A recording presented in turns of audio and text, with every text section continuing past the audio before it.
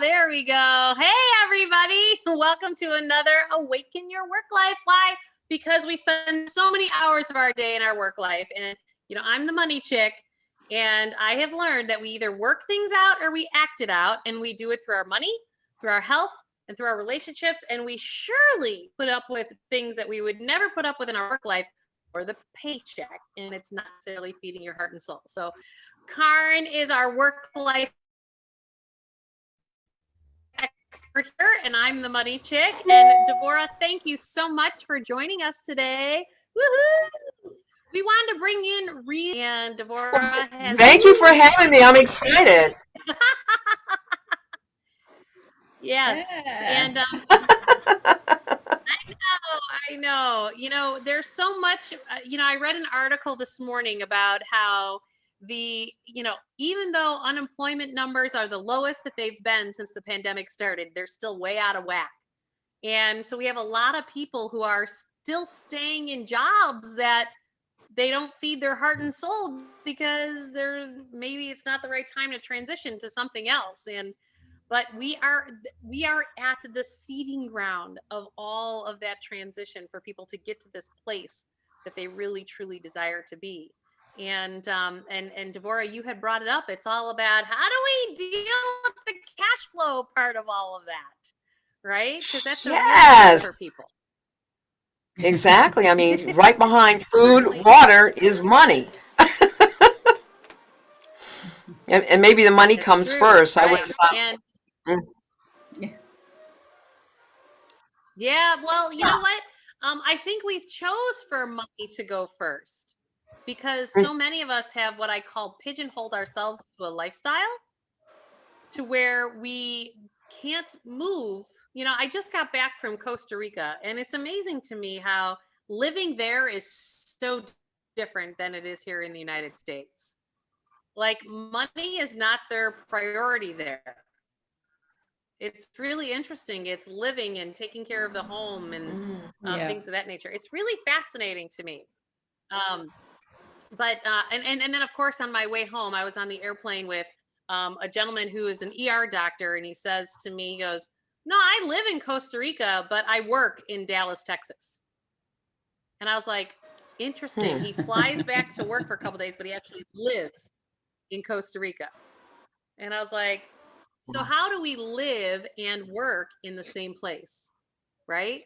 Because not everybody has the wherewithal to be flying to another country to go live, right? Yeah. Right. And it's also a quality of life thing, right? Because we don't tend to think about, we think of like the first thing that may pop into people's head when we think quality of life is like wealth, meaning like, oh, I've got this great house and a car and I got this money in my bank and I can do, but I don't mean quality that way. I mean, like, is it feeding you? Is it supporting you?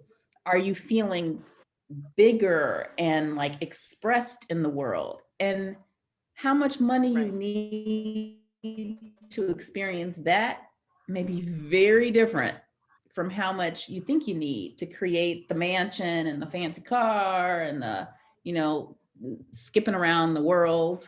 So I think this conversation about flow, about how it's related to the work we do, what it looks like, is really, really powerful and important. Mm-hmm. Yeah.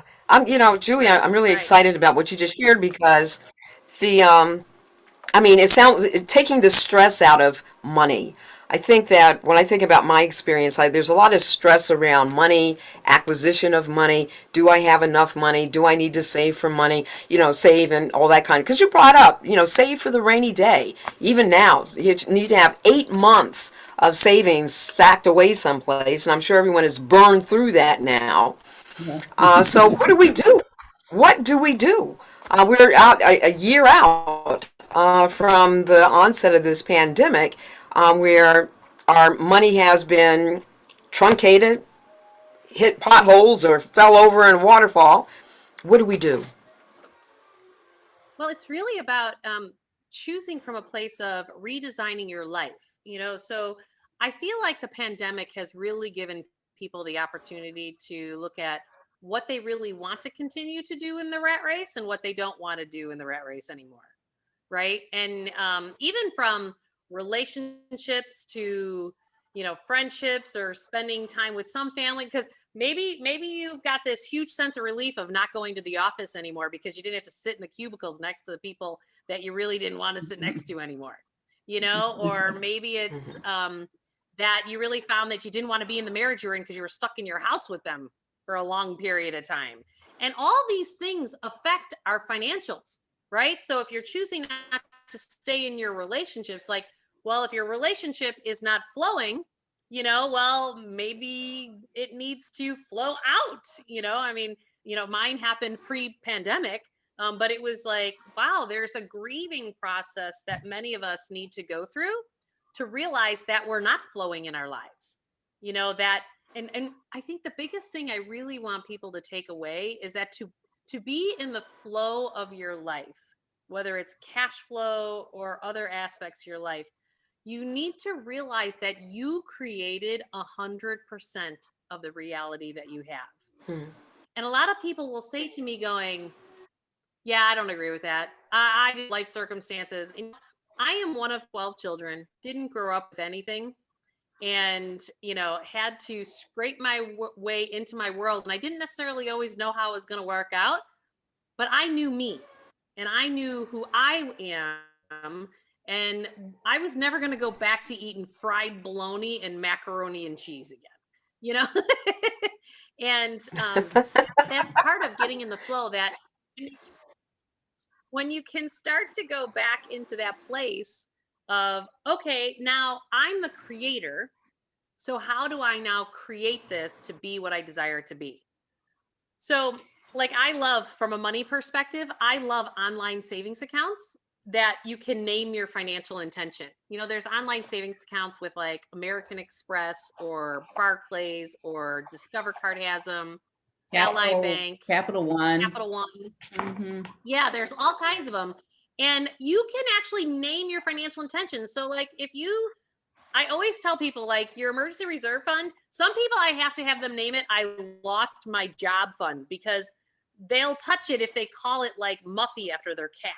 Like you want to name it what it is that is your intention for it. So if it's your emergency reserves and you call it your emergency money, leave it that.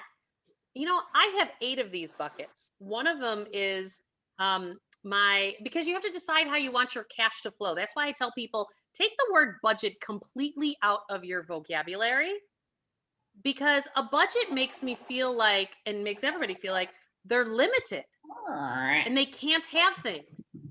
Yeah, like you're scrunched. It's about shift it to not being a victim of your money circumstances, but from a place of empowerment, that this is where I choose my cash to flow because what I want to create in my life. So no matter how many dollars. Go ahead. Yeah, I was just going to add a little caveat, because this is a perfect place for it, because as you were talking a minute ago about being the creator of our circumstance, I want to make it clear to people, Yep. A lot of that is about the perspective that you're holding about where you are. So some people, Julie was saying, may hesitate to say, I didn't create this.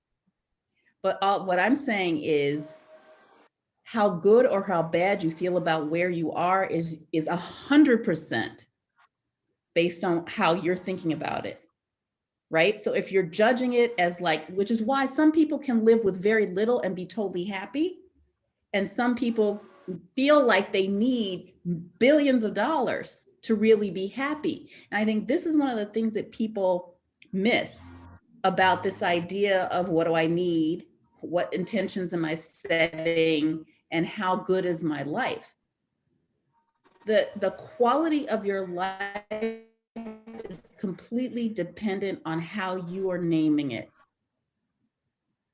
And Julie's going to talk a little bit more in a second about how we can really take a different look at our cash flow and how we direct to the things that we want from here versus necessarily think we need from here. But I just think it's another way to think about how we own what we've created is based on the label. So if I'm sitting in my life and I'm feeling like I hate this cesspool of my life, yeah, who wouldn't hate a cesspool? Everybody would hate a cesspool. But if you stop for a minute and you decide, you know what? I actually have a roof over my head. I have food to eat. I'm warm. I'm actually starting from more of a place of neutrality. So I can stop hating the cesspool and acknowledging, all right, I'm starting from actually a safe and somewhat secure place. Now, everybody's not going to feel secure where they are. And the reality is they aren't, because maybe they don't have enough food to eat. But I'm not, this owning is about perception and being willing to accept the perception that you're holding about your circumstance. Just wanted to add that. So, kind of a follow up to that, and it moves again into that what my relationship should look like. I was intrigued by, the account and not naming it Muffy after my cat, but but what should that? Because sometimes money is like the boogeyman. It's like, ooh, money. Not like other things in our lives, but I'm also hearing it's a commodity in our lives that we do have control over, and it responds to what we tell it to do. Mm-hmm. If I'm Yes, hearing you, it does. Karen. Yeah, Yeah. because money is So in that energy. relationship, This what does that moment we don't relationship realize. look like? Go ahead. It has everything to do with what you want it to be. And that's where we come from, a place of being in empowerment. Because when we choose for where we want our money to flow and not be victim of the system, or I'll say, even if you have debt, it's almost like you have a prison sentence, because that is a way that the powers that be control the masses of people. And the masses of people need to wake up and realize you are losing your freedom every time you choose debt.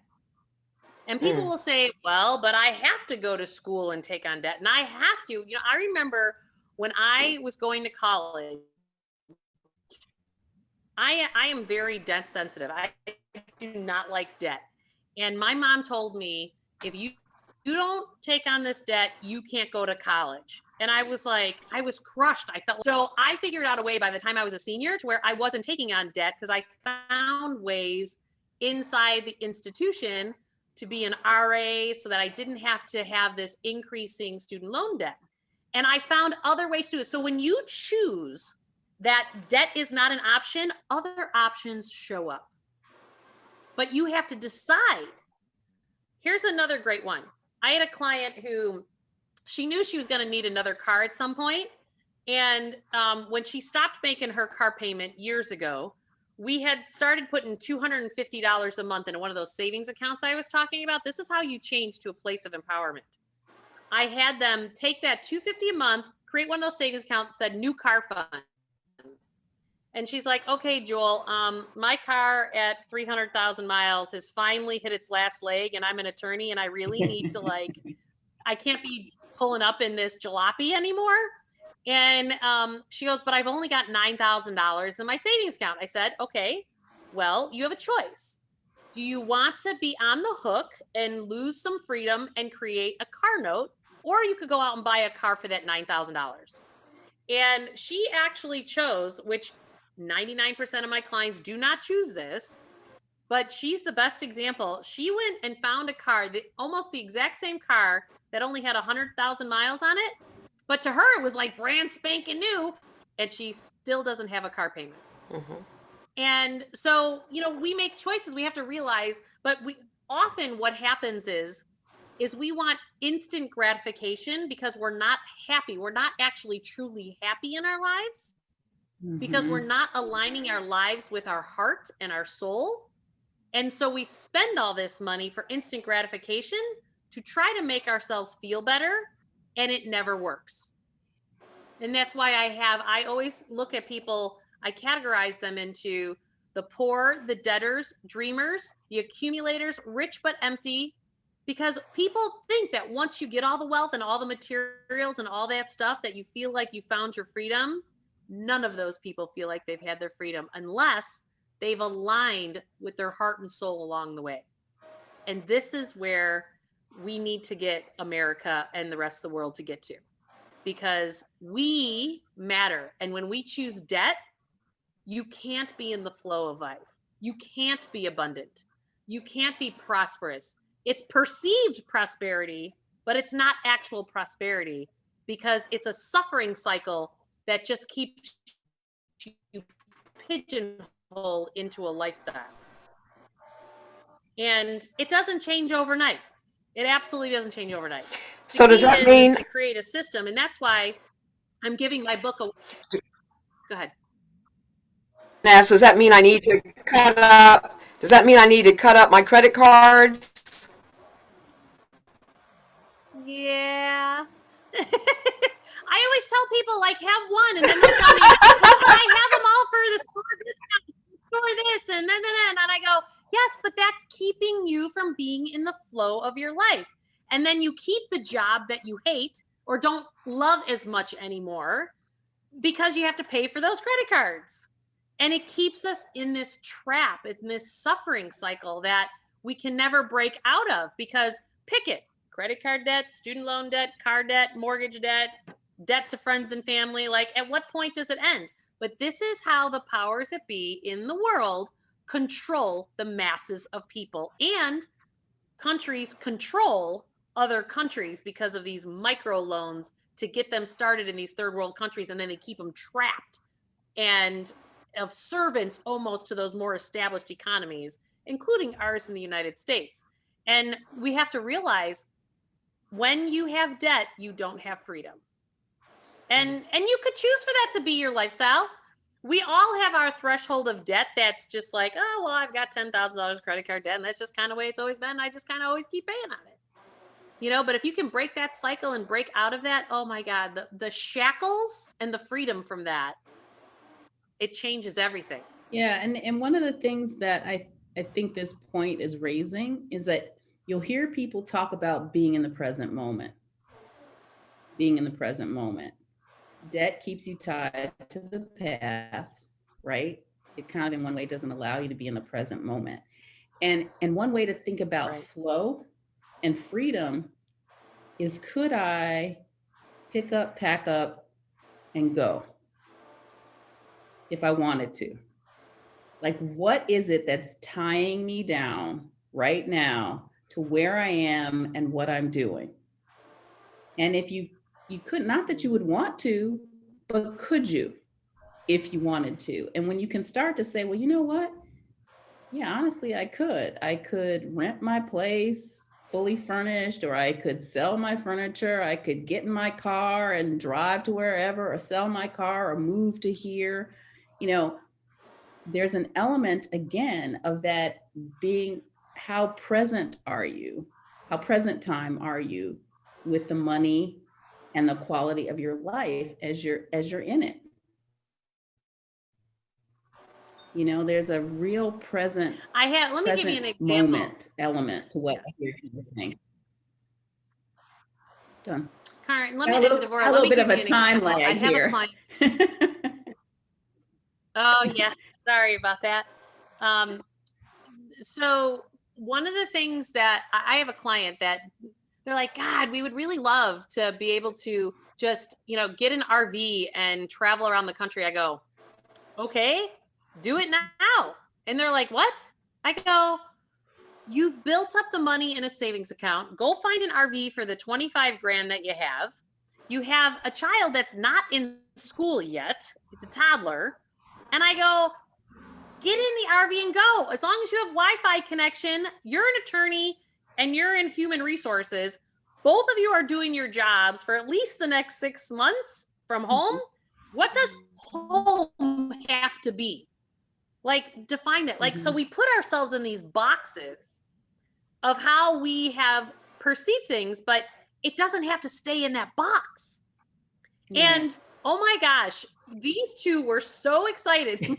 They bought the RV, and the first night they had it, they invited all their friends over to have a party in the RV because it was like a launch party to their life. And they're going to travel. They're actually doing it right now, traveling the southern states in this Love RV it. and working from the RV. But we have to realize we're the ones that are thinking in all these traditional manners that we don't necessarily have to do. Like, we can do life differently now. And choose that. And I had a client who's, he chose his heart as opposed to the bigger paycheck and went out west instead of out east, where the better job opportunity was financially. And now what's happening is that the companies out east really want him for his expertise. So they're like, okay, we don't care if you work from your ranch in Colorado. It's okay. But a year and a half ago, when he was looking at it, they all wanted him to move into Manhattan, and there was no question about it. Now they have zero problem with him working from his ranch in Colorado. So it's like he's got the best of both worlds. He's got the ranch and the big paycheck. And it's like, but you have to choose your heart first. And his heart was the ranch. And then all the money is showing up.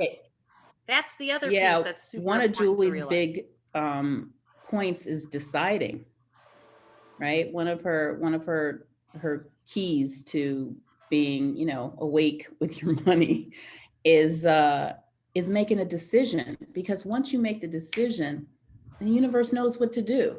We had this conversation on my Thursday calls.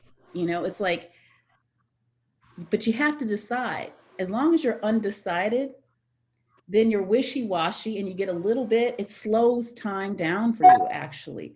But once you decide, boom, what you're looking for, what you need can come to you with immediacy and ease, right? But you have to decide. So if your decision is, all right, I want to be in present time with my life and my money, and that's how I'm going to start living, then things show up. Resources show up that you didn't expect. We have to stay focused on our intention. Here's what I'm trying to create. That's my decision.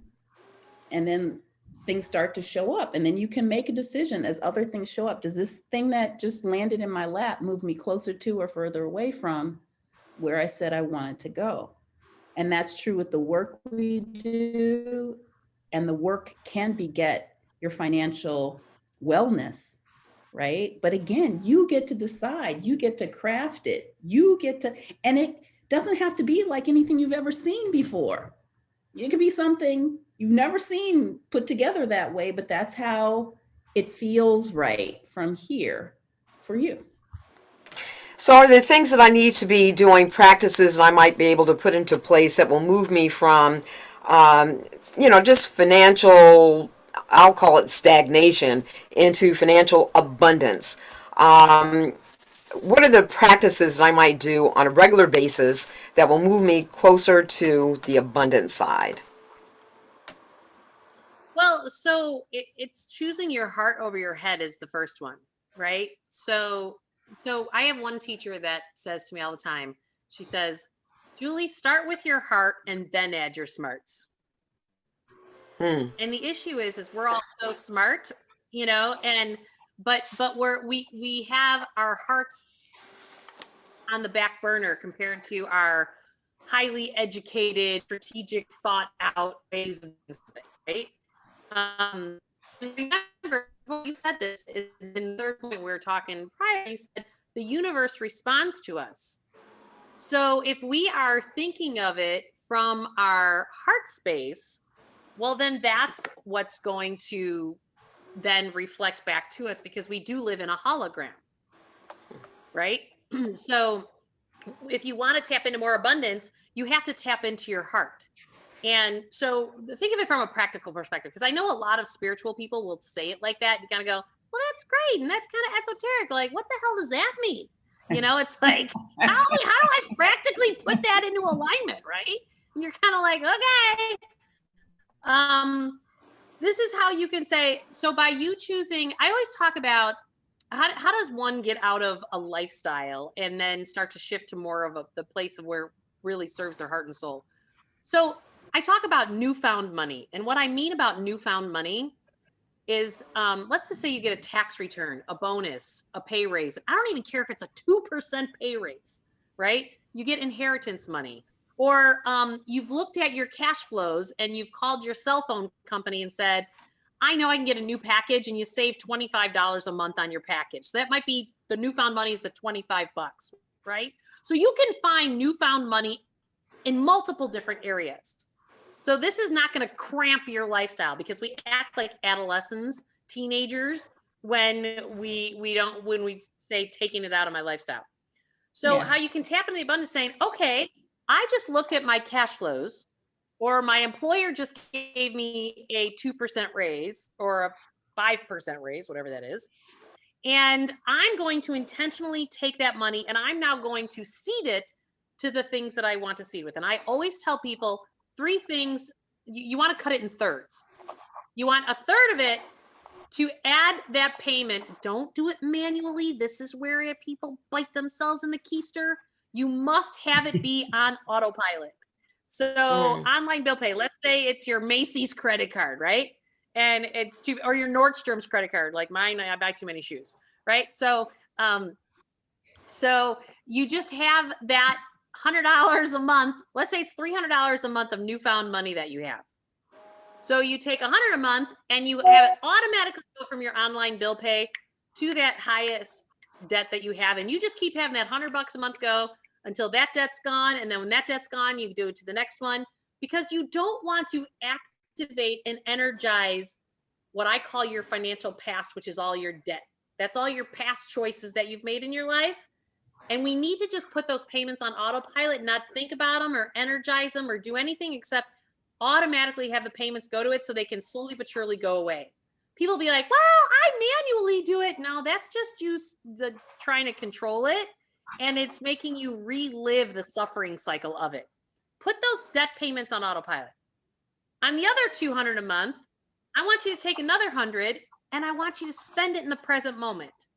Meaning, you may decide, you know what, I really want to, what is the thing that's spending? Some people, they want to buy some materialistic things. Some people want an experience, like vacations. So create an online savings account that's called, if you want to go to, let's just say, the Bahamas or Europe, whatever, call it Europe. Call it, South America. I want to go to Peru and Machu Picchu. Like, whatever it is, call it Machu Picchu Fund. And then have that $100 a month automatically go into it. Don't manually do it, because you will negotiate it away, right? Yeah. And then the other third of the $300 a month payment, that goes to seeding and building your wealth. So you put like 50, if you don't have emergency reserves because you burned through it, well then $50 a month into an online savings account that says emergency reserves. And what everybody always does is they go, well, I just want to put it in the savings account right now because I want to stay flexible. And that's just you bullshitting yourself again, sir. Like, I've seen that this is how we convince ourselves, like, I need the flexibility. And it's like, no, this is newfound money. Mm-hmm. Put the emergency reserves in place because that's your short-term money.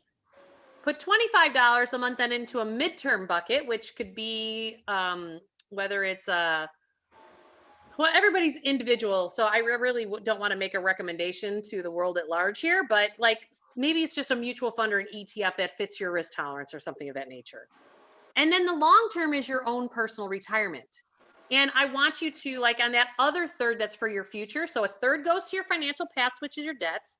A third goes to living in the present moment and what you want to spend it on. And a third planting the seeds for the future that you want to create.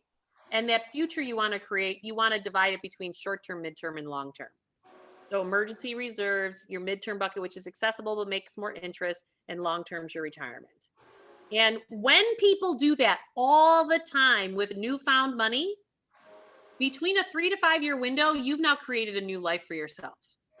And I've not changed your lifestyle at all. So I didn't negotiate yourself away, but yet I created the new. And this is the easiest, the least emotional way to transition into a place of abundance and prosperity away from the way that you've been living thus far. And you would not believe, like, I had somebody who was paying $2,000 a month on all their debt. And I told them, I said, okay, you know what you need to do with that $2,000 a month you were paying? And they're like, I know you're going to make me put it in my savings bucket because of all the years I didn't save. I go, no, I want you to take that first month, that very first month that you don't have all those debt payments, and you need to reward yourself in some way. It's like the reward for good behavior. Because what we have to do is we have to shift your money vibration. We have to shift your financial vibration. And how you do that is you create emotions that are happy around money, as opposed to those that are of struggle and regret and suffering. And this is the transition to do it in a nurturing and safe way. And I've done this with thousands of people, and it works every time. I hope that helps. It does. That is most inspiring. I'm motivated. I'm going to go find some new money. Very, very helpful. One more quick question for you. A lot of people. I'm sorry? Everyone got frozen on that one. If you can hear me, my question is one of consolidating debt. Do you recommend debt consolidation or work it out on your own? So it depends on your credit score. Usually from a debt consolidation standpoint, well, actually it doesn't really matter on your credit score. If you can get a lower interest rate, by all means. Like some financial experts will sit there and say that you need to put all of your money only to debt payments because you're paying out interest. And the problem is you never stop the suffering cycle when you do that, which is why we have to interrupt the pattern. And so you can either do it on your own and just say, I'm going to pay the most to the highest rate debt that I have. Based on, there are debt consolidation companies that can get it all locked in. Some credit cards are charging you 27% interest rates. And, but you can get, with some of the debt consolidation companies, you can get it down to, 8, 9, or 10%. So certainly anything to do. I have clients, if your credit score is over 720, you can go to creditcards.com and click balance transfers. And there's always credit cards there that will transition your debt. They'll charge you like a 3% fee to move it, but then it's 0% for 18 months. Like, why would you not switch it to 0% for 18 months? Mm-hmm. People are like, well, they only gave me $6,000 and I have $15,000 of debt. So what? You have $6,000 at 0%. Woohoo! Just do what it is that you can. The problem is we have all this shame, blame, guilt, and judgment that comes up around the money. And then we don't do it. And then it's like, stop beating yourself up. Like, the reality that you've created is the reality you've created. End of story. It's okay because you're doing something about it. And this is how you tap more into the abundance, by some practical things that you can apply it to and get it taken care of. Bravo. Okay. Yep. Well, this has been really helpful. I mean, I was just going to say, you may even have family members. Savings accounts aren't paying anything these days. I've had people go to family members and go, I'll pay you 7% on your money to the family member, and they're making like 7 times more interest than they can make at the bank, and you're saving 20% on the money that you're paying. And you create a little promissory agreement. You create it to be a business contract, and then you make the payment to them. I mean, it created to be a win-win. I've seen really amazing things happen with people. We know those fiscally prudent people in our lives. Yes. Yeah,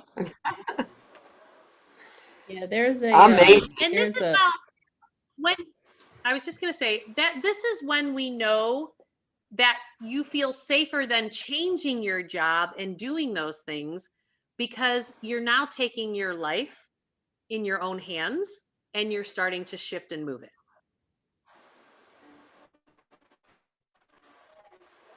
Well, that's a true place of empowerment. I control my money. My money does not control me.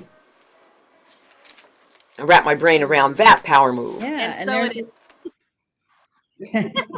Perfect. Because there's also there's a quote by Martin Luther King Jr. that says human behavior is like water. It takes on the shape of its container. And you can apply that here. Like, we will behave the way we decide is right for us to behave, right? We will do that. And then we will, unless we decide to create the intentions, right? Or until we decide what our intentions are related to our money, the quality of life, then that water's everywhere, right? It's just flowing. But once we start to define the container we're choosing to live in, oh, then our behaviors take on that shape too. So yeah, this is the power we have. We think we're powerless. It's the absolute opposite. We're kind of squandering our power because we're not using the gifts and the talents and these tools that are available to us, and we're not listening to our hearts and then trusting, following that. Right. Awesome. Good. Well, Devorah, thank you so much for joining us today. We really appreciate you going live with us despite our hi. Well, we'll have to do it again. I'd love to have you on my show because this is good stuff. I mean, yeah, this is wonderful, wonderful. I'm putting these practices in action now. I'm going to follow my heart. I'm going to get a bunch of accounts and give them all names, not Muffy. And I'm yes. This is all good. And getting that RV is not a bad idea. And thinking out of the box. I mean, we get so conditioned. Yeah, this is fun. We really are. It's going back to a place of empowerment in your life as opposed to victim of the system. Right? Love it. Yep. Yeah. Great stuff. Yeah. All right. Well, thanks, everybody. We'll see you next week again for Awaken Your Work Life. Hey. Bye. Bye.